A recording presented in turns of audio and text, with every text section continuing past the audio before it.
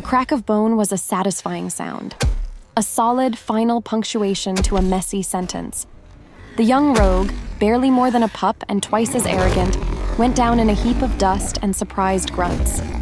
He stared up at her, his eyes wide with disbelief, a trickle of blood leaking from his nose. Mara offered no hand to help him up. Instead, she just stood there, the harsh borderlands wind whipping strands of iron-gray hair across a face that had forgotten how to smile. She felt nothing, not pride, not pity, just a hollow, echoing quiet where feelings used to live. This was her world now, a world of dust, sweat, and the simple, honest language of a clean fight. And so she turned away, her voice flat and cold as the stones around them. Get up. Arrogance gets you a broken nose. Hesitation gets you a slit throat. Again. The other rogues, a motley collection of outcasts and runaways, watched with a mixture of fear and awe. They called her the gray ghost behind her back, because she moved like a phantom. And because, truth be told, she already seemed halfway dead. Her goal here was simple: to remain invisible, to be a tool that sharpened others, nothing more. Moments later, as they took a break, one of the younger wolves, a girl named Lyra with more bravado than sense, started the gossip. Heard the king's on tour, she said, wiping sweat from her brow. Alpha King Darius himself, can you imagine? They say his wolf is the size of a pony, and that he's still unmated. Another rogue, a scarred brute named Fen, snorted. Why would a king need a fated mate when he can have any she-wolf he wants? Power is the only mate that matters. The words, mate, alpha king, were like biting on a sore tooth for Mara. They were noises from another life, a world that had chewed her up and spat her out.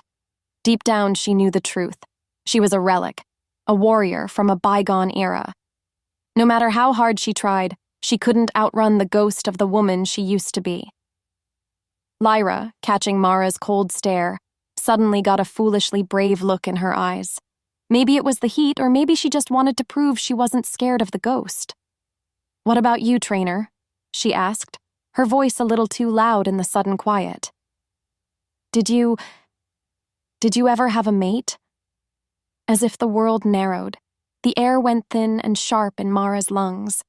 The sounds of the training yard, the grunts, the wind, the clang of dull iron, faded into a distant hum. Her chest ached with a sudden savage pressure. Before the words left her lips, her face became an impassive mask of stone, her eyes turning to chips of ice. She didn't answer. She couldn't.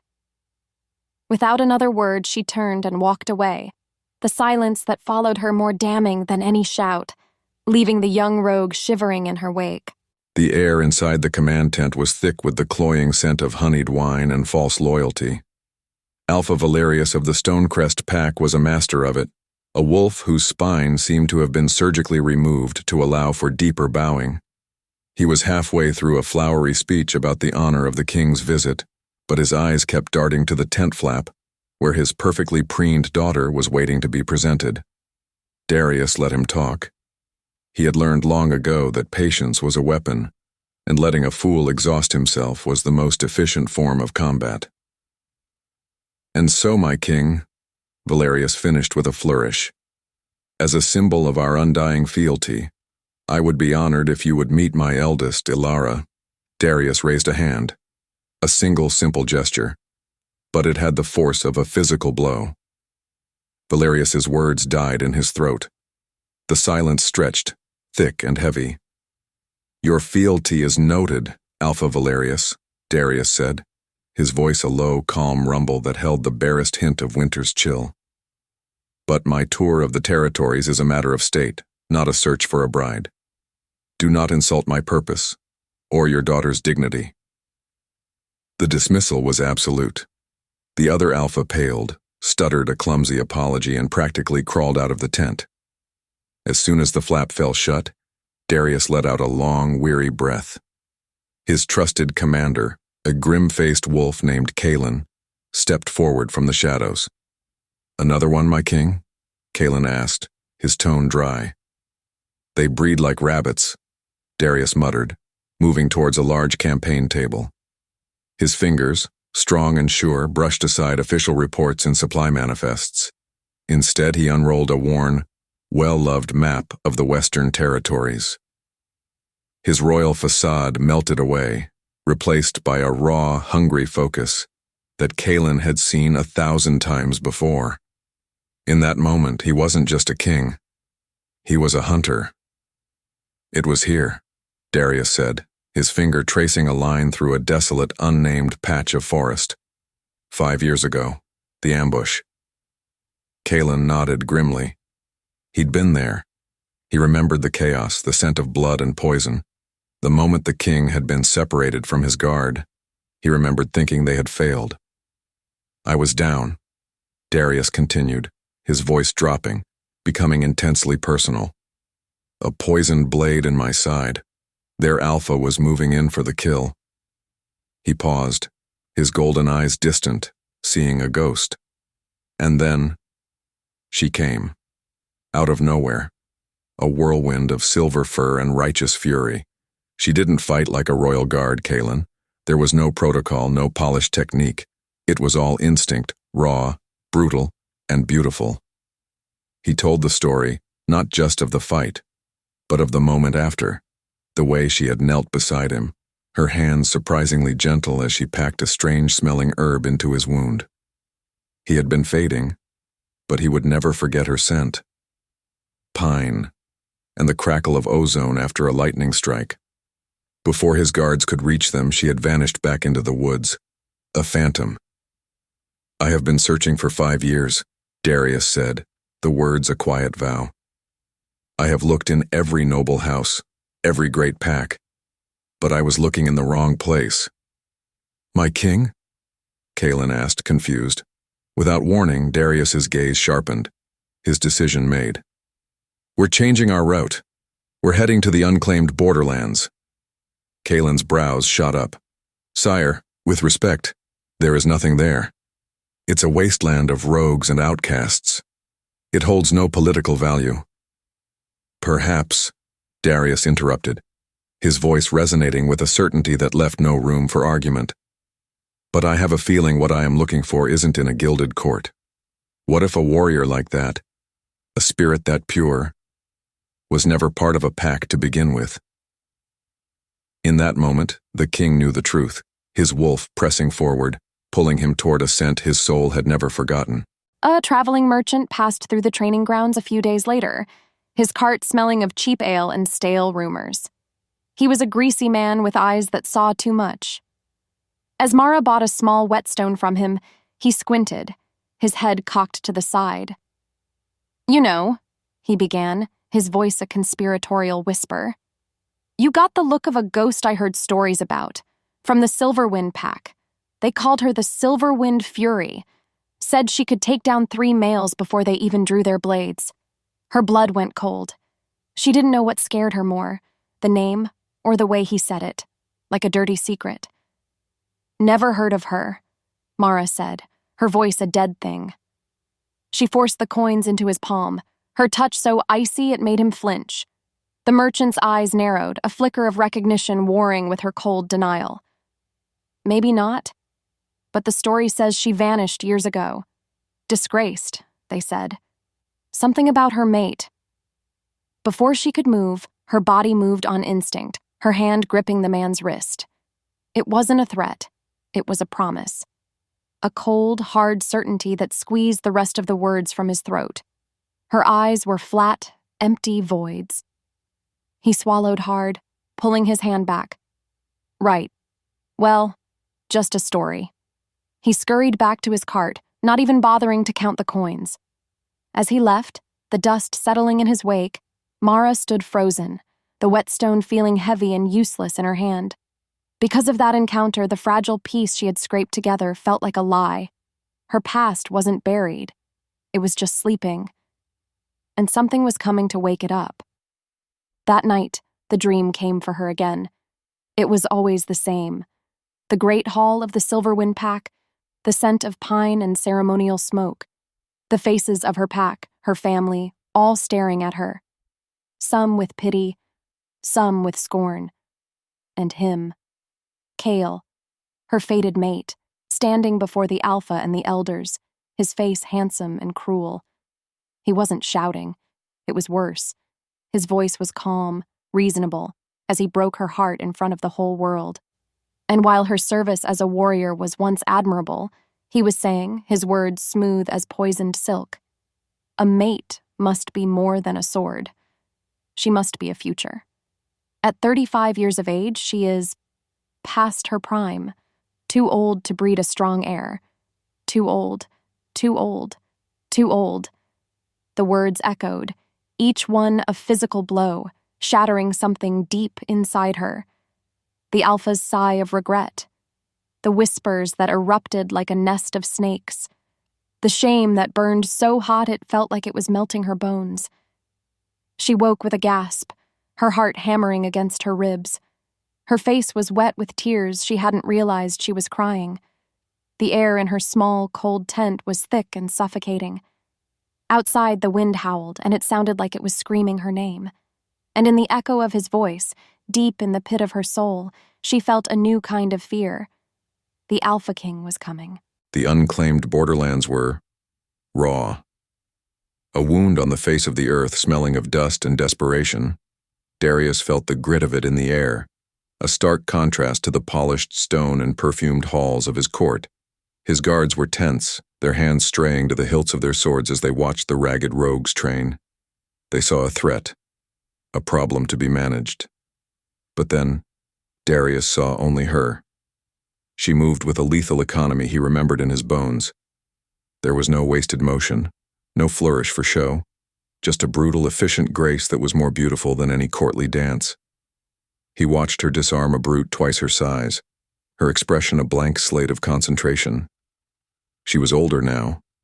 Lines of hardship were etched around her eyes, and her hair, once the color of a storm cloud, was now streaked with the silver of a winter sky.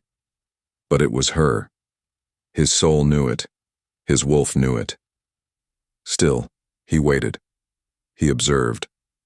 Because a king had to be certain. And then, as if fate demanded it, the wind shifted. It was a small thing, a simple gust that kicked up a swirl of dust, but it carried her scent directly to him. Pine, and the sharp, clean crackle of ozone after a lightning strike. Her. In a single heartbeat, the world shifted. Time stood still. His breath hitched in his chest, and for the first time in 5 long years, the restless hunter in his soul went utterly, completely silent. He had found her. He had found his ghost. The air thickened, his royal guard sensing the change in him instantly. Before either could speak, before Kalen could voice a warning, Darius was moving. His feet carried him forward, his eyes locked on her, ignoring the stunned silence that fell over the training yard. The rogues parted before him like water before a ship's prow. They saw a king, but what followed was the instinct of a wolf. He saw not a rogue in exile, not a ghost from a battlefield, but a queen who didn't know her own throne. In that moment, he felt it, etched in fire. This was more than a debt. It was destiny. He stopped just a few feet from her, close enough to see the sudden wild panic that flared in her gray eyes, close enough to see her soul slam a door shut. Mara, he said, and her name hung in the air between them, a word filled with 5 years of searching. The world became a tunnel. At one end, the most powerful man in the world. At the other, a ghost who just wanted to be left alone. His voice. It was exactly as she remembered from the dream fog of the battlefield, a low, resonant rumble that vibrated right through her bones. And he said her name. Not with contempt, like Kale had, not with pity, like the rest of her pack had. He said it like a key turning in a lock she'd long since forgotten. Her breath caught. Panic, cold and sharp, clawed its way up her throat. This couldn't be happening. Not here. Not now. Her mind raced, spitting out denials like sparks from a fire. What do you do when your destiny arrives? but you've already decided you're not worthy of it." Her voice, when it came out, was a stranger's, a rough, scratchy thing she didn't recognize. "You're mistaken, Your Majesty," she said, forcing the words through numb lips. "My name is Wren." She had to lie. She had to. Because admitting she was Mara was admitting she was the woman who had been thrown away. Because being Mara meant being the broken, pitied thing the whole world had heard stories about. Wren was nothing. Wren was no one. And that was safe. She watched him, her heart pounding a frantic, desperate rhythm against her ribs. She prayed he would see the dirt on her face, the rags she wore, the hollowness in her eyes, and believe the lie. She prayed he would turn and leave. Instead, a slow, sad smile touched the corner of his lips. It didn't reach his eyes. His golden eyes, the color of ancient, molten amber, were filled with a knowing that terrified her. The moment their eyes locked, she knew it was over. He took another step closer, and the space between them burned. "The woman who saved my life on the battlefield didn't fight like a bird, little Wren," he said, his voice dropping, becoming an intimate murmur meant only for her. "She fought like a fury. She fought like you." Her thoughts spun into chaos. He remembered. After all this time, he remembered. She didn't know what scared her more, the fact that he'd found her or the fact that he'd been looking. Her denial was a shield, a flimsy, splintered thing he could have shattered with a single command. But that wasn't his way. He saw the terror in her eyes, a wild, hunted look that made his wolf rise up in a protective surge. Kalen and his guards were shifting behind him, ready for any threat. They did not understand that the only battle here was for a wounded spirit. So, he pressed, but not with power. He pressed with truth. "It was a cruel thorn blade," he said, his voice a low confidence that cut through the wind. "Laced with nightshade venom. It burns in the veins, a cold fire that paralyzes you from the inside out." He saw her flinch, a tiny, almost imperceptible tremor. "My royal healers would have wasted precious time identifying it," he continued, holding her gaze. "But you knew. You stuffed the wound with silver moss, the only field poultice that can slow the poison's spread. A secret not even my own people knew." As the truth unraveled between them, something cracked. He watched the lie crumble in her eyes, replaced by a raw, devastating vulnerability. He had her. The ghost was gone, and Mara stood before him. Truth be told, seeing her so broken made a cold, hard anger settle in his gut. Who did this to her? Who took the magnificent warrior from that battlefield and turned her into this frightened shadow? "I am not here by chance, Mara," he said, the words a solemn vow. "I have been looking for you." Her voice trembled. "Why?" It was a single whispered word, filled with a universe of pain and disbelief. And in the quiet that followed, Darius made a decision that he knew would send ripples across his entire kingdom. He turned, his gaze sweeping over his own stunned royal guard and the silent, watching rogues. "My business in the borderlands is of a personal nature," he declared, his voice ringing with the unchallenged authority of a king. The declaration was not only for them, but for her, because he needed her to understand this was not a whim. "We will make camp here, indefinitely." Without another word, he turned back to Mara, his eyes holding hers, letting the full weight of his decision settle upon her. Her carefully built world of dust and anonymity was gone. Her quiet life was over, and his had just begun. Come morning, her world had been invaded. The quiet, dusty space of her training yard was now split in two. On one side, her life, worn leather, chipped training blades, the smell of sweat and survival. And on the other, his, tents of deep blue silk, the glint of polished steel from the royal guard, and the low, disciplined murmur of a king's retinue. The contrast was a slap in the face. It was a physical reminder of the gulf between them, between what he was and what she had become. Her rogues watched the proceedings with wide, hungry eyes. They saw power. They saw wealth. Maybe they even saw hope. But then, she only saw a cage being built around her, bar by shimmering bar. Her goal for the day was simple, brutal even. Pretend he wasn't there. She would run her drills. She would spar. She would force this day to be like any other, because routine was the only armor she had left. If she could just be boring enough, invisible enough, maybe this king would grow tired of his new pet project and move on. Moments later, the first assault came, not with a sword, but on a silver platter. A royal guard, his face impassive, approached her as she drilled a young wolf on footwork. He carried a tray laden with food that made her stomach clench with a hunger she hadn't let herself feel in years. There was roasted quail, glistening with herbs, soft white bread, not the hardtack she was used to, and a small pitcher of what smelled like spiced wine. It was a meal fit for the nobility she had long since left behind. "From the Alpha King," the guard said, his voice flat. As the silence stretched, all eyes turned to her. Her trainees, his guards, everyone. They were all watching, waiting. In that moment, she wasn't a trainer. She was a spectacle, a stray dog being offered a scrap from the high table. The shame was a hot, coiling thing in her gut. With every heartbeat, it grew hotter. She knew what this looked like. Pity. It was pure, simple pity. He saw her ragged existence, and this was his royal charity.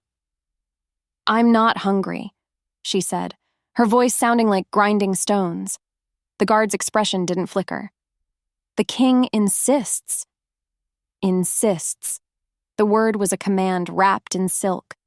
Her world tilted. Without thinking, her hand shot out and she knocked the tray from the guard's hands. The silver platter clattered onto the dusty ground. The quail rolled in the dirt.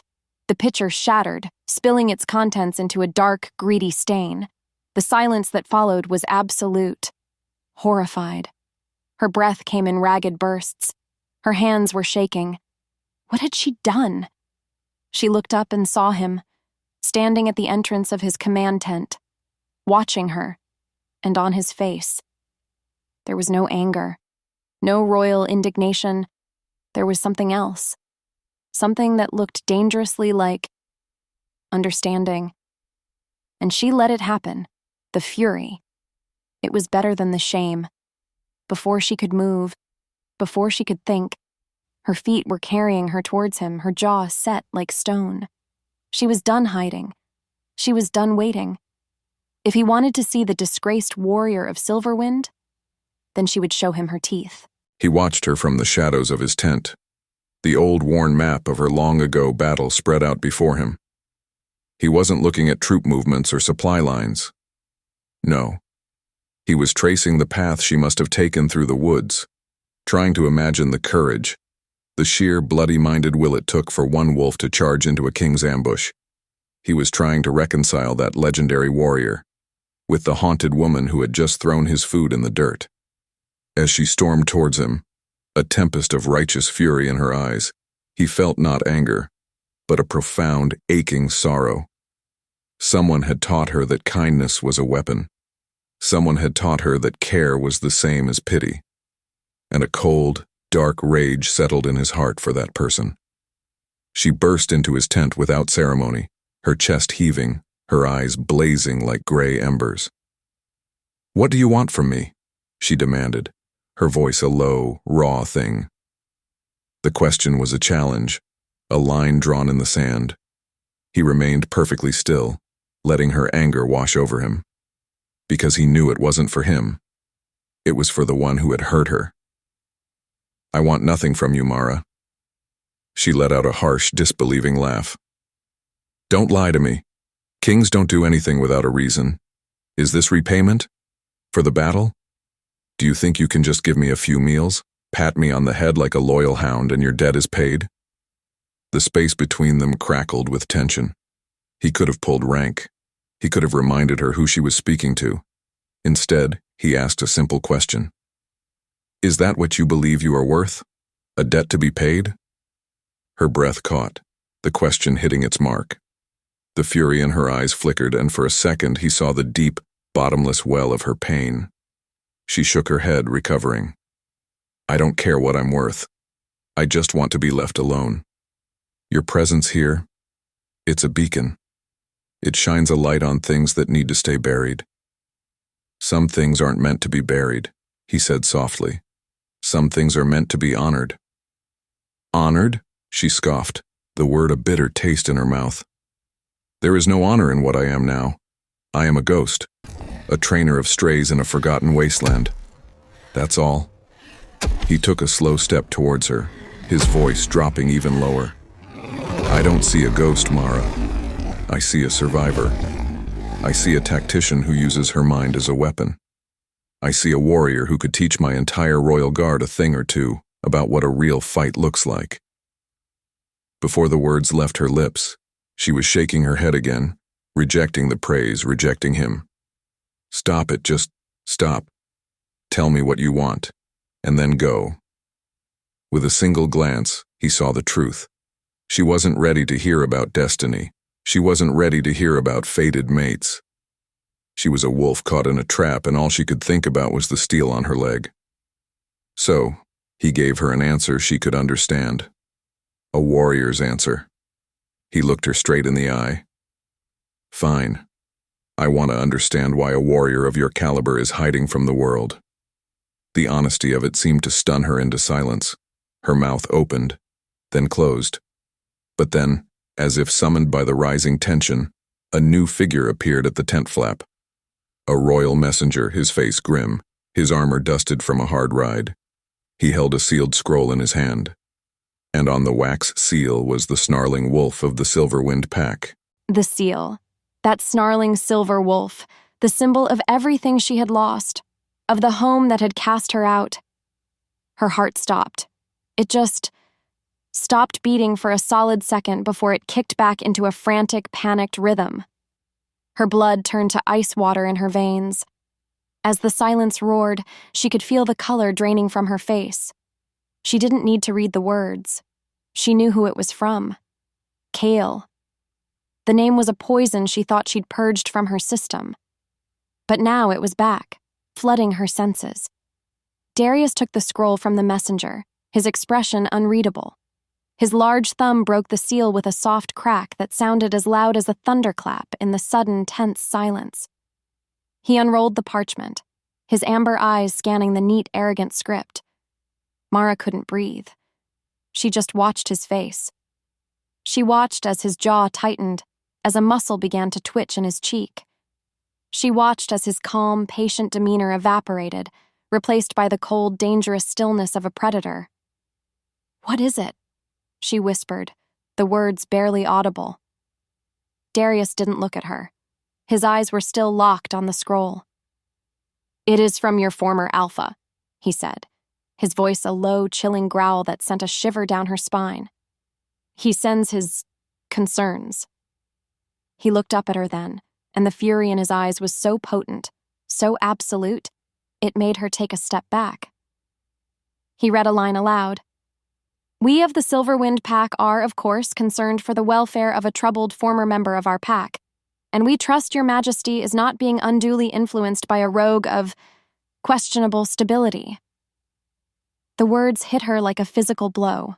Troubled. Questionable stability. He was painting her as a madwoman, a pariah. He was trying to poison the king against her. And in that moment, the fear broke. It shattered, and all that was left was a wild, desperate terror. "You see?" she cried, her voice cracking. "You see what you've done by coming here? He knows. He's watching. This is his first move." Her thoughts spun, a whirlwind of panic. This was how it started. The whispers, the accusations, the slow, methodical destruction of a person's reputation. She grabbed his arm, her grip surprisingly strong. "You have to leave. Now. Please. He will not stop. He will destroy me to prove a point. He will burn this entire wasteland to the ground just to humiliate me again." She was pleading, her voice raw with a terror she hadn't felt in years. She saw him not as a king, not as a protector, but as the spark that had just been thrown onto a mountain of dry tinder. He looked down at her hand on his arm. Then he looked from the scroll in his hand to the stark, naked fear on her face. A long, heavy silence fell between them. When he finally spoke, his voice was not the voice of a patient suitor. It was the voice of a king who had just had his authority challenged and his fated mate threatened. It was cold as iron and sharp as a blade's edge. "If he thinks this will make me leave," he said, his eyes like chips of gold, "he has severely miscalculated." He crumpled the scroll in his fist, the sound of the parchment being crushed echoing the finality in his tone. "This changes nothing. I am not going anywhere." The king's reply was not written on royal parchment.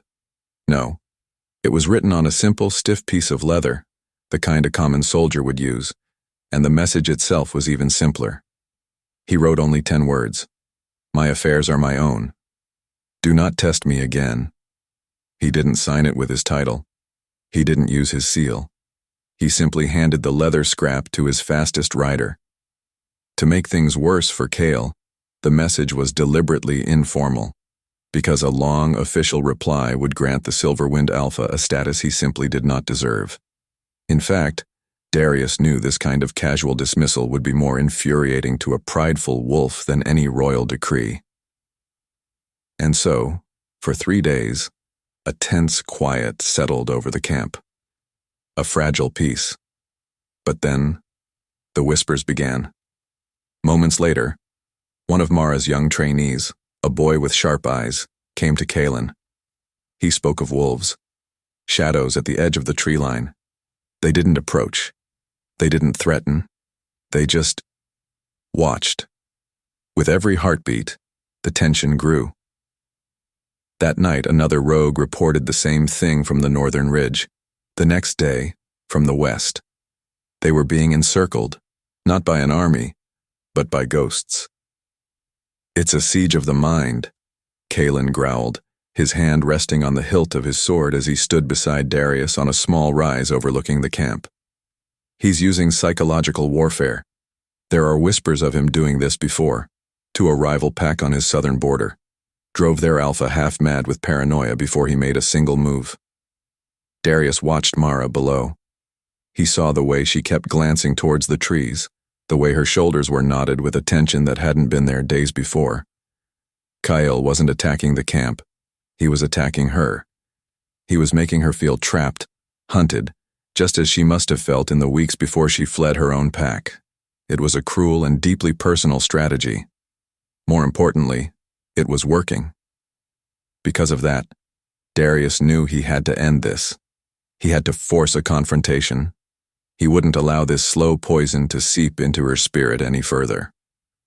Before he could give the order to send out his own patrols, a runner burst into the command tent, his face pale. "Your Majesty," he panted, bowing low. "A rider from the west. It's Alpha Kale. He is on his way here, with his elite guard." Kalen cursed under his breath. "The snake is coming into the open." But then, Darius felt a grim sense of satisfaction. Good.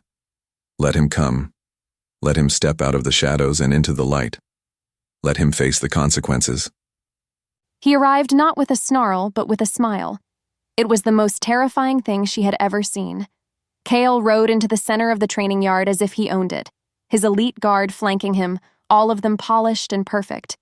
He dismounted, his movements smooth and confident, and his eyes, the same cold, calculating eyes from her nightmares, found her immediately. And he smiled.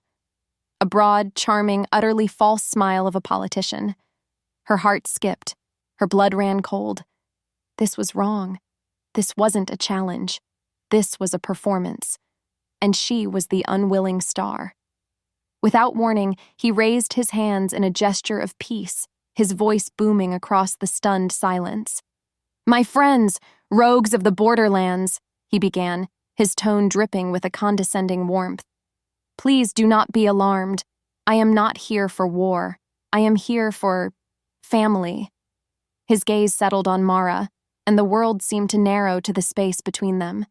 For too long, a great misunderstanding has stood between myself and my brave, if spirited, warrior, Mara. Misunderstanding? The word was a lie so profound, so audacious, it stole the breath from her lungs. He took a step towards her, his voice softening, becoming a show of magnanimous forgiveness. I am here today to forgive her for her rash decision to leave us, for her disloyalty born of a broken heart. He was painting a picture for everyone to see, the picture of a kind, patient alpha and his emotional, unstable she-wolf. Her thoughts spun.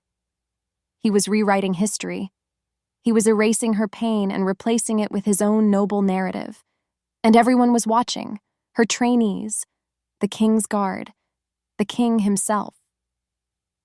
With every step he took, she felt herself shrinking, the shame of that long-ago ceremony washing over her again, fresh and raw. He stopped just before her, the picture of concern. We all say things we regret in the heat of the moment, he said, his voice a conspiratorial whisper meant for all to hear. I have missed your strength in our pack, Mara. It is time to put this behind us. It is time for you to come home. And then he delivered the final, killing blow. He reached out, as if to touch her shoulder, and his expression shifted to one of indulgent condescension, like he was humoring a difficult child. Come now, Mara, he said, his voice laced with false pity. You're too old for these games. Too old, too old, too old. In that moment, the world shattered. The sounds of the camp faded. The faces of the crowd blurred into a meaningless smear. All she could hear was that phrase echoing through the broken chambers of her heart. He had done it. He had found her deepest wound, the one she had hidden from the world, and he had ripped it open again right here for everyone to see. Her body felt like stone. She couldn't move, couldn't breathe. She was back in the great hall, a thing to be judged and discarded. She was worthless. He had been right all along. She was about to crumble, to just fall apart right there in the dirt. But then a shadow fell over her. A presence, solid and immovable as a mountain, stepped between them. The king's rage was a cold, silent thing. It was a vast Arctic pressure that descended upon the training yard, sucking the warmth from the air. Kyle's smile faltered for the first time as Darius stepped directly in front of Mara, shielding her from view. He didn't look at her. He didn't touch her. His entire being was focused on the smug, posturing alpha before him, and he let the silence stretch. He let Kyle squirm in it. He let everyone feel the shift in power. The performance was over. When he finally spoke, his voice was not the voice of a king. It was the low, deadly rumble of a wolf. You will step back, he said. It was not a request. Kyle, trying to recover his swagger, puffed out his chest. Your Majesty, this is a private matter between a pack alpha and his... She is not your anything. Darius cut him off, his voice dropping even lower, laced with a threat as sharp as obsidian. Your authority ends where my hand rests, and you will not speak her name again. Kale's face began to purple with fury. To be dressed down so publicly, it was an intolerable insult to his ego. You have no right, right? Darius took a slow, deliberate step forward, forcing Kale to take an involuntary step back. Let me tell you about rights, Alpha Kale. The air thickened, crackling with a sudden primal energy. Darius's golden eyes seemed to blaze, and for the first time, the assembled wolves saw not just their king, but the ancient, terrifying power that lived within him. 5 years ago, I was ambushed. My royal guard was cut off. I was bleeding out from a poisoned blade, and your pathetic little border dispute was the reason for it. He let that sink in, his gaze sweeping over the crowd before landing back on Kale with crushing weight. You want to speak of this wolf's honor? He continued, his voice rising, a king making his decree. You want to call her unstable? Troubled? He paused, letting the tension build to a breaking point. Then you should know who you are speaking to. Darius turned his head just enough to look at Mara, who was staring at him, her eyes wide with disbelief. And then he turned back to Cale and the entire silent audience. He delivered the final, world-altering blow. "You will address her not as a possession to be reclaimed," he declared, his voice ringing with the fire of absolute truth, "but as the warrior who saved the life of your king." A collective gasp swept through the crowd. Cale's jaw dropped, his face a mask of utter, complete shock. Darius had just taken Cale's little political drama and turned it into a matter of kingdom-wide honor. He had not only defended Mara, he had elevated her. He had recast her not as a disgraced outcast, but as a living legend. Cale stood there utterly defeated, humiliated by the very man he had sought to impress. He had tried to reclaim a pawn, only to find out he had insulted a queen. He stared at Darius, his eyes filled with a new, venomous hatred. He had lost this battle, but the look on his face was a silent, screaming promise. The war was just beginning. That night, the camp was a quiet, nervous thing. The air, once filled with the easy grunts of training and the crackle of campfires, was now thick with a tense, waiting silence. After Darius's stunning declaration, no one knew what to do. The rogues watched her with a new, unsettling awe. His guards watched her with a wary respect, and all she felt was naked. He had torn down the walls she'd spent years building, leaving her exposed under the cold, watchful eyes of the moon. She couldn't rest. Her body ached, but her mind was a hornet's nest of fear and a strange, unfamiliar flicker of something else. Something dangerous. Hope, maybe.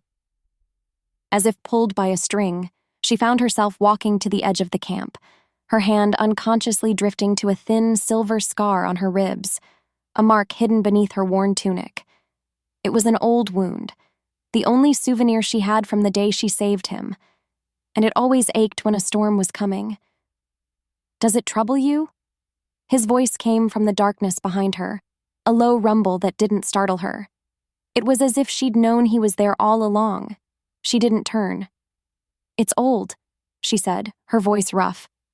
He came to stand beside her, a solid, warm presence in the cold night air. He didn't press. He didn't demand. He just stood with her, watching the dark line of the forest. The silence stretched, and for the first time, it wasn't a weapon. It was a space to breathe. And in that space, a decision formed. A terrible, reckless, necessary decision. "You were right," she said softly, finally turning to face him. His amber eyes seemed to glow in the dark. "He isn't just a brute. He is a politician. You can't beat him by challenging him to a fight." A flicker of interest crossed his face. "Go on." "His power isn't in his fists," she continued, the words coming faster now, a plan solidifying as she spoke it aloud. "It's in his alliances, in his reputation. That's where you have to strike him, not as a warrior, but as a king." "You're suggesting I use the law against him?" Darius asked, his gaze intense. She nodded, her heart hammering. This was it, the point of no return. 2 years before I left, she said, the word tasting like ash in her mouth. Kyle made a secret pact with the Bloodfang Pack from the southern wastes, a trade agreement for black iron, which is forbidden by the ancient laws. He used it to forge his elite guards' armor. It's why they've never been defeated. No one knows. No one except the Alpha of Bloodfang. And me. I was there when the deal was struck. She had just handed him a dagger, a sharp, poisoned thing that could undo Kale completely if wielded correctly. It was the ultimate act of treason against her former pack. It was the ultimate act of trust in him. As the truth unraveled, the air between them grew heavy. He looked at her, and for the first time, she saw the full, crushing weight of the crown he wore. He wasn't just a wolf who desired her. He was a king who now held the fate of another pack in his hands. And what's worse, he now knew that she was willing to burn every bridge to her past.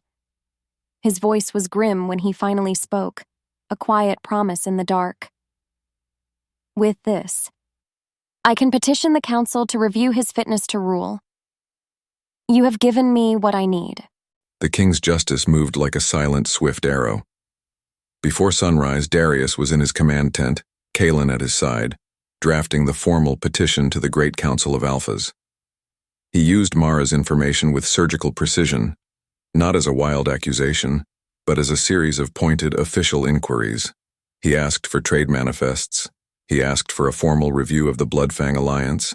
He asked for an inspection of the Silverwind Guard's armor. He never once mentioned Mara's name. He didn't have to. The petition itself was a masterclass in political maneuvering, designed to slowly and methodically strangle Kale in his own laws. "It is done," Darius said, handing the sealed document to his most trusted messenger. "By midday, every Alpha on the council will have a copy. Kyle will be buried in inquiries for months." "He will not take this lying down, sire," Kalen warned. "I'm counting on it," Darius replied, a cold fire in his eyes. "I want him to react. I want him to make a mistake." But even he was not prepared for the sheer venom of Kale's response. The first report came in the afternoon. A scout from a nearby settlement, his face pale with alarm. The news had not come through official channels. No, it had come on the wind, carried by merchants and travelers. A rumor. A dark, insidious story that was spreading like a plague. As if the forest watched, the scout's voice trembled as he spoke. "They are saying, Your Majesty, they are saying that the warrior Mara is no hero. They are saying she practices dark magic, old blood rites forbidden since the Great War." Darius felt the world tilt. This was not a political counterattack. This was character assassination of the highest order. The scout swallowed hard, unable to meet the king's blazing eyes. "The story they are telling is that she used this magic to ensnare your mind on the battlefield, that your obsession with her is not the call of a fated mate, but the curse of a witch, a curse laid upon you by an old barren she-wolf, desperate for power." The silence in the tent was a roaring, violent thing. Kalen let out a string of curses, his hand gripping his sword, but Darius felt a rage so cold, so pure, it was almost serene. He had played a game of strategy, and Kale had responded by throwing a vial of acid. He hadn't made a mistake. He had escalated the war to a place of pure, personal cruelty. He had found a way to attack Mara that no royal decree could defend against. Because how do you fight a lie? How do you kill a ghost story? More importantly, he had just given every wolf in the kingdom a reason to fear her. "Where is this rumor spreading?" Darius demanded, his voice dangerously quiet. The scout's face fell. "Everywhere, sire, like wildfire, and it has already reached the edges of this camp." The poison arrived in whispers. At first, it was just a feeling, a subtle shift in the air. A rogue who had shared his rations with her yesterday now couldn't meet her eyes. Another trainee flinched when she corrected his stance. The camp, which had just begun to feel like a strange, temporary home, suddenly felt alien and hostile. But then, the whispers grew teeth. She was walking back to her tent, her mind a tangled knot of worry, when she saw a small group of her own trainees huddled together. They fell silent as she approached. One of them, a boy she had personally taught how to set a dislocated shoulder, took an involuntary step back, his hand making a sign to ward off evil. Her heart twisted in her chest, but the final brutal blow came from Lyra, the bold, curious girl from her first day. Mara saw her near the campfire, her face pale, her eyes wide with a mixture of fear and something ugly. Disgust. "Lyra?" Mara said, her voice softer than she intended. The girl looked up, and for a second, Mara saw the student she knew. But then, the fear won. The poison had done its work. Lyra's lip curled, and she spat a single word onto the dirt at Mara's feet. "Witch." Her world stopped. The word hit her with the force of a physical blow, knocking the air from her lungs. This place, this harsh, unforgiving wasteland. It had been her sanctuary. A place where only skill mattered, where a person was judged by their actions, not by the stories others told about them. And now, it was gone. He had taken it from her. Kyle, with his lies and his whispers, had reached across the territories and burned her last safe harbor to the ground. As fire bloomed beneath her skin, a terrible, clarifying rage washed away the hurt. She was done. Done hiding. Done running. Done being the victim in Kale's story. There was nowhere left to run. Her old life was a ruin. Her new life was a battlefield. There was only one direction left to go. Forward. Her wolf pressed forward, and she let it happen. Without another word, she turned her back on the fear-stricken faces of her students. Her spine was straight as a spear, her head held high. She walked through the camp, the whispers parting before her like a foul tide, and she did not stop until she reached the deep blue silk of the king's command tent. She ripped the flap aside and strode in, her eyes finding his across the flickering lamplight. Her face was pale, but her eyes were blazing with the fire of a forge. The ghost was gone. The fury was back. In the quiet that followed, she stood before him, not as a rogue, not as a victim, but as a warrior who had finally chosen her war. "He will not stop," she said, her voice low and trembling with a cold, contained rage. "Not until one of us is destroyed." She took a deep breath, her gaze locked with his. "Tell me how we fight back." The fight they had been waiting for arrived not with the clash of steel, but with the rustle of parchment. As if summoned by the rising tension, a formal emissary from the Great Council arrived at midday. He was an old wolf, his face a roadmap of ancient laws, and he moved with a slow, deliberate ceremony that set every nerve in Darius's body on edge. This was not a social call. This was the law made flesh. He was escorted to the command tent, where he unrolled a scroll of heavy, yellowed parchment. The air grew thick with the scent of old ink and unbreakable tradition. "Alpha King Darius," the emissary began, his voice dry as dust. "A petition has been brought before the council by Alpha Kale of the Silverwind Pack. He invokes the ancient law, the right of vindication." Darius felt a cold knot form in his stomach. The right of vindication. It was a relic, a brutal law from a more savage time, designed to settle matters of profound personal honor when all other avenues had failed. It was trial by combat. Binding, absolute. "And what is the nature of this dispute?" Darius asked, his voice a dangerous calm. The emissary cleared his throat. "Alpha Kale claims his honor, and the honor of his pack, have been grievously wounded by the insidious rumors of witchcraft surrounding his former mate, the warrior Mara." "He is the one spreading those rumors," Kalen snarled from beside Darius. "Indeed," the emissary said, his eyes not flickering. "And because of that, he claims the only way for her name to be truly cleared, for this stain to be wiped from the histories, is for her to prove her innocence in the sacred circle."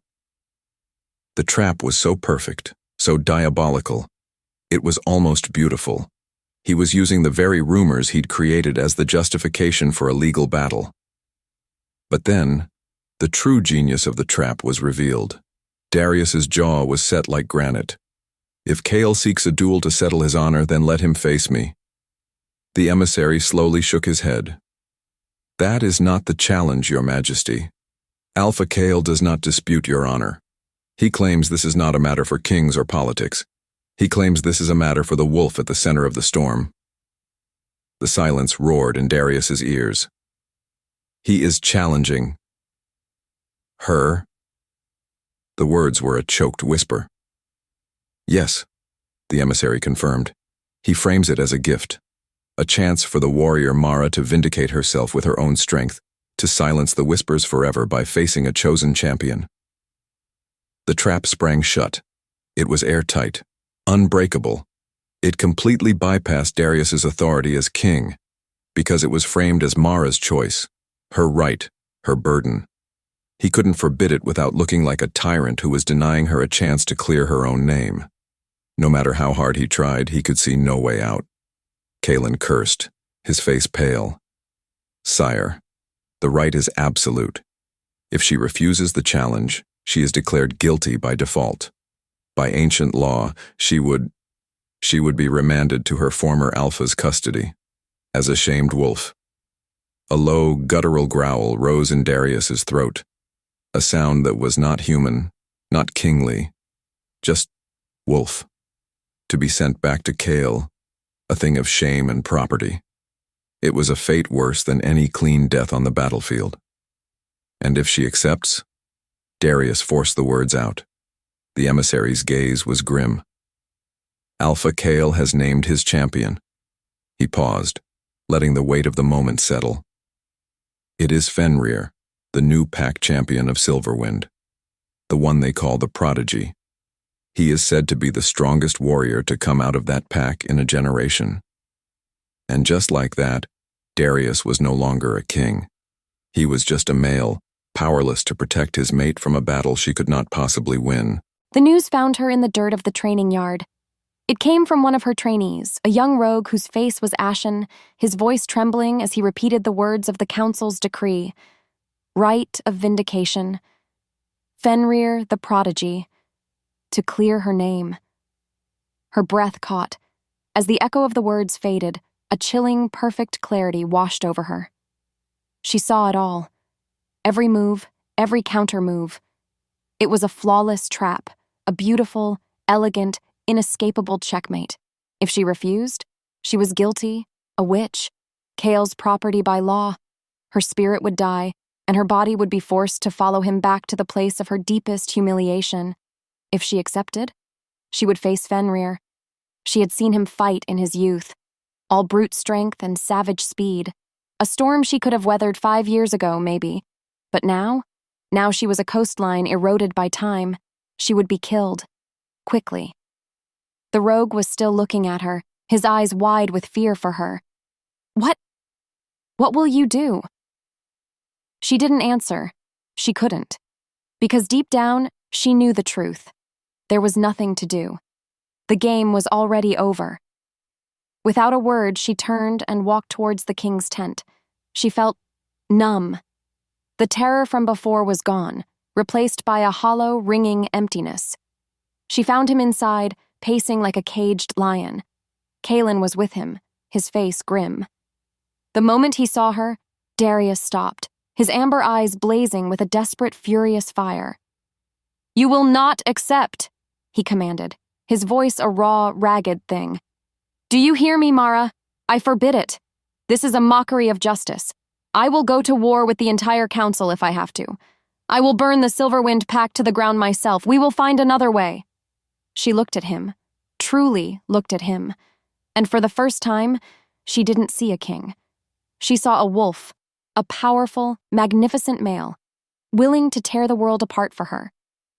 And it broke her heart, because in that moment, she finally understood. His crown, his power, his armies, they were all useless here. He was trapped just as surely as she was. He could start a war, yes.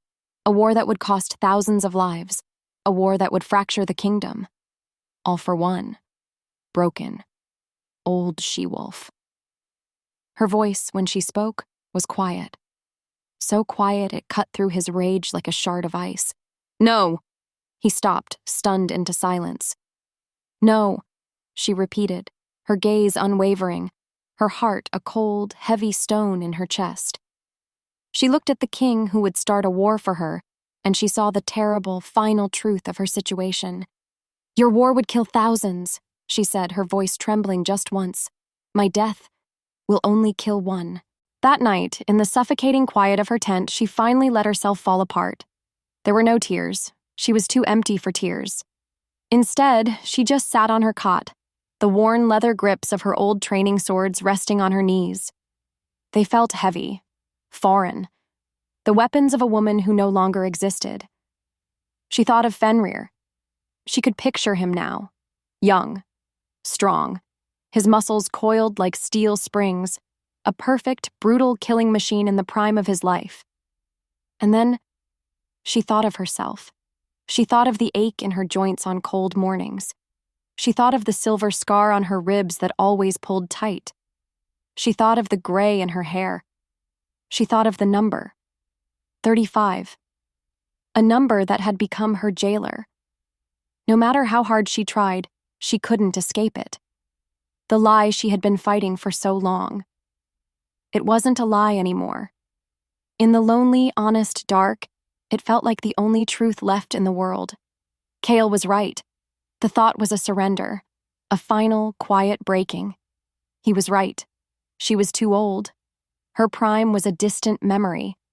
The Silverwind Fury was a ghost story they told pups around the campfire. Darius's belief in her, his talk of a warrior's spirit. It was a beautiful fantasy. But it was a fantasy.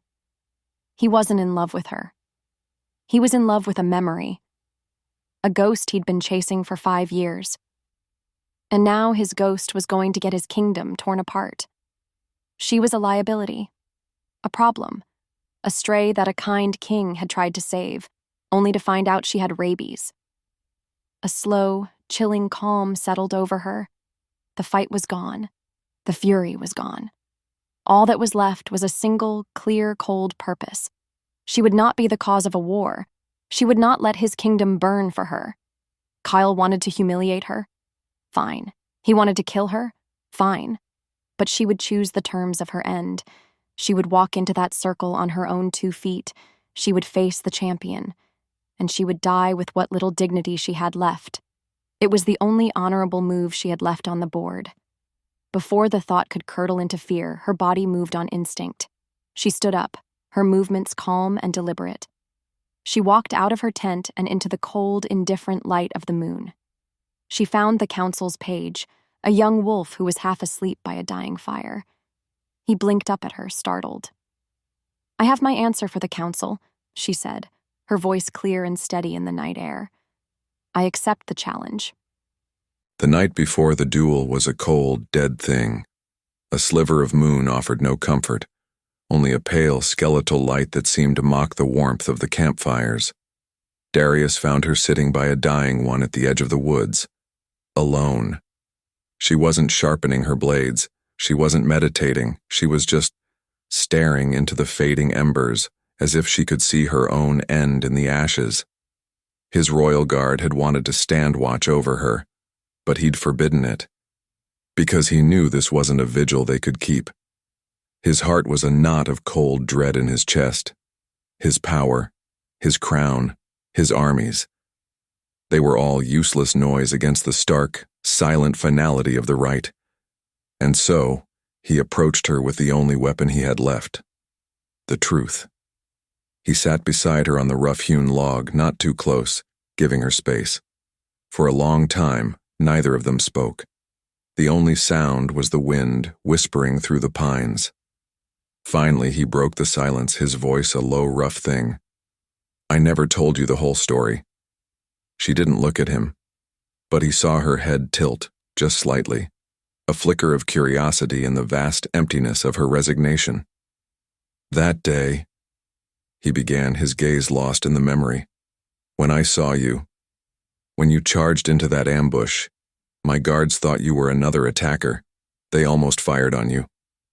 He let out a dry, humorless laugh. "I was on the ground, the poison already turning my blood to ice. I couldn't shout a warning. All I could do was watch." He leaned forward, his elbows on his knees, forcing her to feel the weight of his words. "And I saw your eyes, Mara." As the wind shifted, he saw a shiver run through her.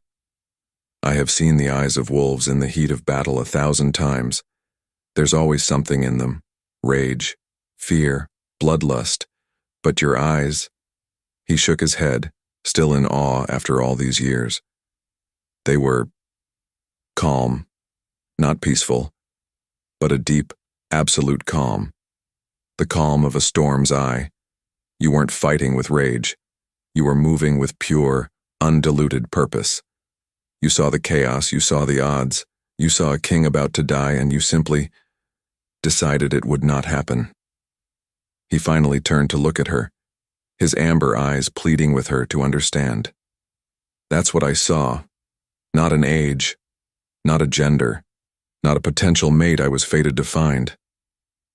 In that moment, all I saw was the truest, most magnificent warrior's spirit I have ever known. And I knew, right then, that a spirit like that is not a thing that fades, It does not grow old. It does not break. He reached out, not to touch her, but just to hold his hand in the space between them, a gesture of profound, desperate sincerity. Kyle, his kind, they can only see the vessel, the shell. They see a few gray hairs and a number, and they call it the truth, he said, his voice dropping to a raw, emotional whisper. But I saw your soul, Mara, and it is timeless. He pulled his hand back, the hardest thing he'd ever done.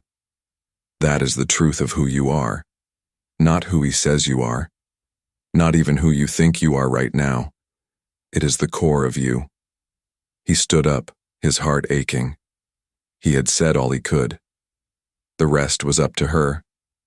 He looked down at her one last time, a king laying his entire heart at the feet of his queen. So when you walk into that circle tomorrow, he said, his voice thick with an emotion he couldn't name, don't fight for me. Don't fight against him. Fight for her, the warrior I met that day. And as he turned and walked back into the darkness, he left her with one final desperate plea. She deserves to live. His words didn't fade. Instead, they lingered in the cold night air, sinking into her bones. The truest warrior's spirit. It does not grow old. She sat there for a long time after he left, the embers of the fire finally dying, leaving her in complete darkness. And in that darkness, something shifted.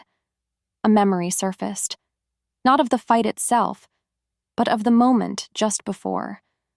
The scent of pine and blood, the sounds of men shouting, the glint of a poisoned blade. She remembered seeing the king go down, and she remembered the feeling. It wasn't a decision. It wasn't a choice.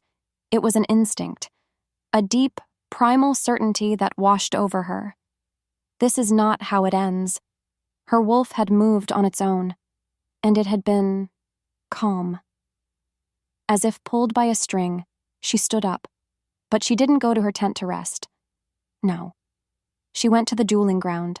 The sacred circle was just a wide patch of flattened dirt, bathed in the cold, pale moonlight. It looked like a scar on the land, an open grave. But as she stood at its edge, she wasn't thinking about dying anymore. She was thinking about fighting. His words had given her a new lens to see through. She had been so focused on what she had lost: youth, speed, raw strength. But what had she gained? She began to walk the circle, her bare feet feeling the texture of the packed earth. She paced it off. She noted the slight incline on the eastern side. She saw where the shadows from the trees would fall as the sun rose, and then she thought of Fenrir. He has youth. She has wisdom. He has rage. She has control. He has strength. She has a resilience he cannot possibly comprehend. She had been planning to fight his fight, a battle of brute force she was destined to lose. But that was a fool's errand. Why would she ever fight on his terms?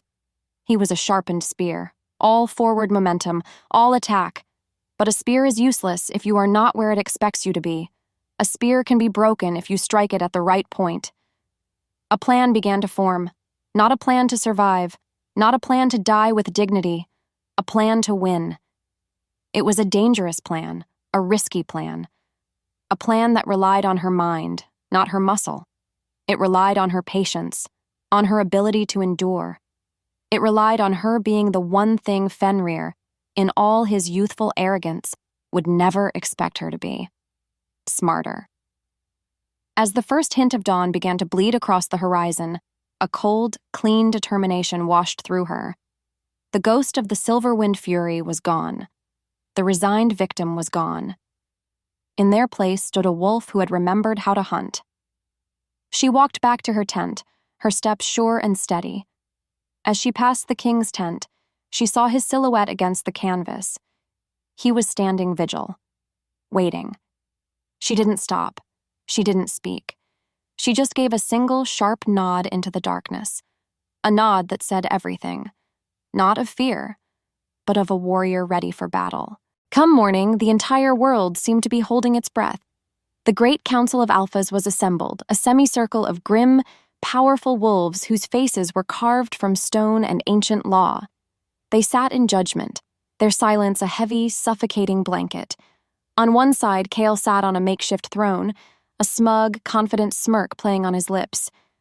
Beside him stood his champion, Fenrir, a mountain of muscle and snarling arrogance, rolling his thick shoulders, eager for the kill. Darius stood with the council, his face an impassive mask, but inside his soul was a raging sea. His hands were clenched so tightly at his sides his knuckles were white. This was the true nature of powerlessness. All his authority, all his strength, was nothing here. He was just a spectator. He was just a wolf, forced to watch the fate of his world be decided in a circle of dirt. His eyes found Mara, and his breath caught. Mara walked from her tent, not with the slow, defeated shuffle of a sacrifice, but with a calm, deliberate stride. She wore simple leather, her gray-streaked hair tied back from her face. She carried 2 worn, perfectly balanced blades. She felt the eyes on her. The pity. The scorn. The morbid curiosity. She ignored them all. Her world had narrowed to the circle, to the task at hand. She felt the cool morning air on her skin, the solid weight of her blades in her hands, the slow, steady beat of her own heart. She was ready. He watched her step into the circle, and his heart ached with a terrible, beautiful pride. He saw no fear in her. He saw the woman from the battlefield. He saw the calm eye of the storm. He had given her back her truth, but he knew, deep down, that this was all her. This was the strength that had been inside her all along. She faced Fenrir. He was even bigger up close, a wall of snarling muscle. He sneered at her, flexing his hands. "I will make this quick, old one," he growled, loud enough for the council to hear. "It is a mercy." Mara didn't answer. She just met his gaze, her own expression unreadable, and settled into her stance. Let him think it was about mercy. Let him underestimate her. That was the first part of the trap. The tension broke as the council's emissary stepped forward, his face grim. He raised his hand high, the silence becoming absolute, so total that she could hear the blood rushing in her own ears. When her name left his lips, it was a death sentence and a prayer all at once. Let the rite of vindication begin. His hand dropped, and the world exploded into motion. Fenrir lunged. He moved like a rock slide, all speed and unstoppable force. The crowd roared. Steel screamed as she barely managed to turn his first wild swing, the impact jarring her arm from wrist to shoulder. He was faster than she'd anticipated. Stronger, too. Her bones remembered him, but not like this. He was a different beast now. He pressed the attack, a whirlwind of blades. A relentless, furious storm. And all she could do was give ground. One step back, then another. She parried, she dodged, she deflected. Her lungs began to burn. Her muscles screamed in protest. With every heartbeat, she could feel the sheer, overwhelming power of his youth.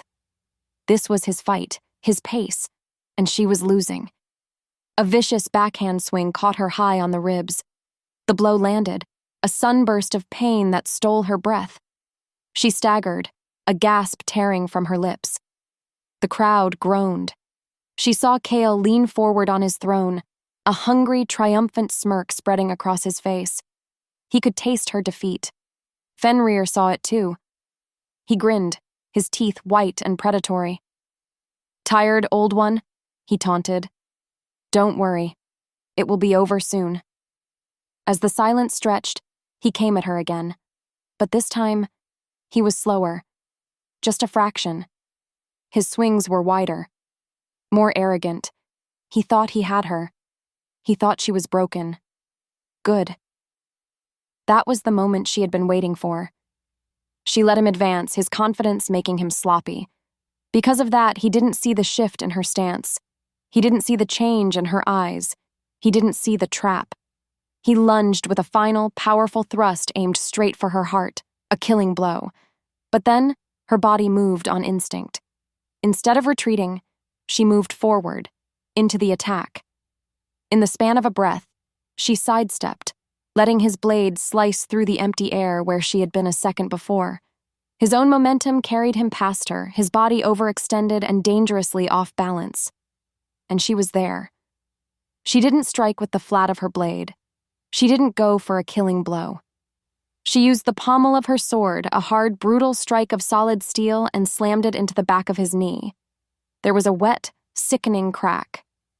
Fenrir screamed, a high, shocked sound of pure agony, and his leg buckled beneath him. He crashed to the dirt, his sword flying from his grasp.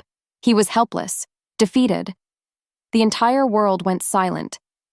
The crowd, the council, Kyle, they all stared in stunned disbelief.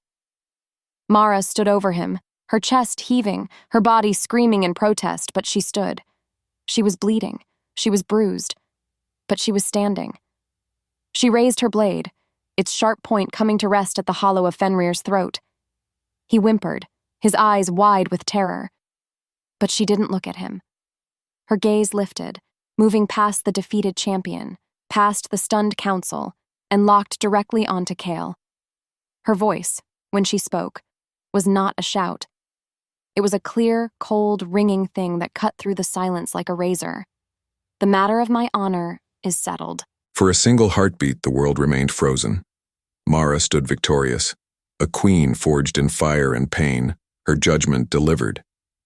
Kyle sat on his makeshift throne, his face a mask of chalky, horrified disbelief.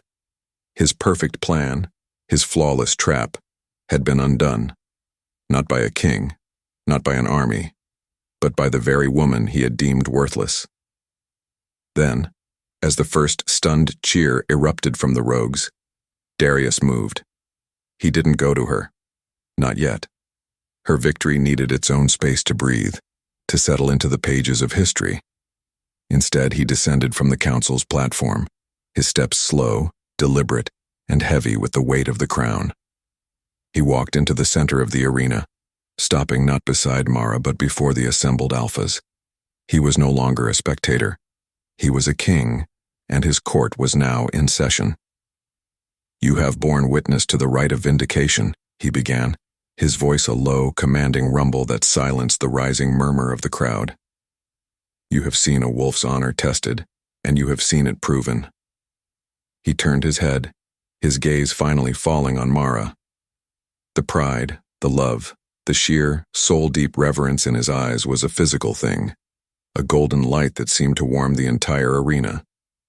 And then, he turned that gaze back onto the council, and the warmth vanished, replaced by the chill of a coming winter.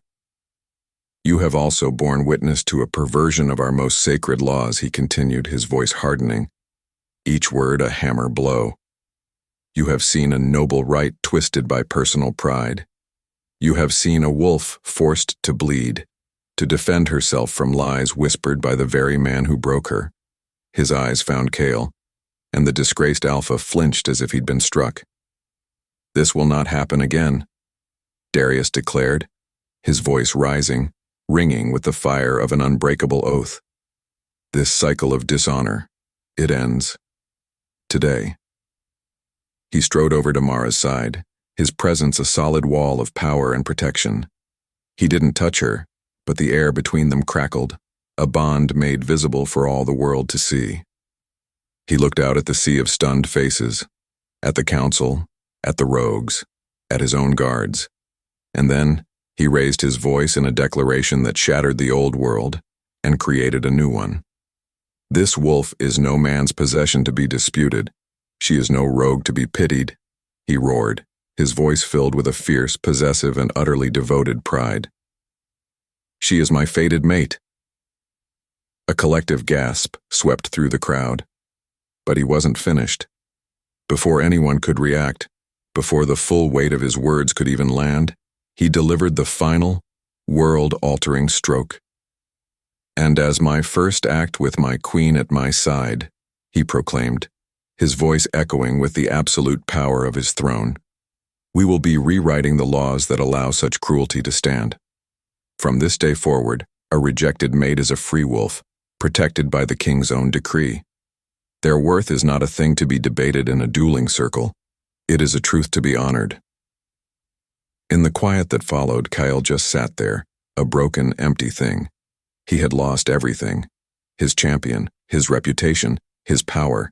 He was a ghost on a hollow throne. Darius had not only saved Mara, he had taken her pain, and he had forged it into a shield for every wolf who would ever come after her. Weeks later, the world smelled of roses. Not the wild, thorny kind that grew in the borderlands, but the rich, cultivated blooms that filled the royal gardens. The air was warm, the sun a gentle hand on her skin. She wore a simple tunic of soft blue linen, not the rags of a rogue or the armor of a warrior. And she was teaching. A small group of the youngest Royal Guard recruits stood before her, their faces a mixture of awe and intense concentration. She wasn't teaching them how to swing a sword. She was teaching them how to see, how to anticipate, how to use their minds as their primary weapon. She was not a ghost. She was not a fury. She was a queen. Her name hung in the air, a title she was slowly, day by day, learning to inhabit. Your Majesty.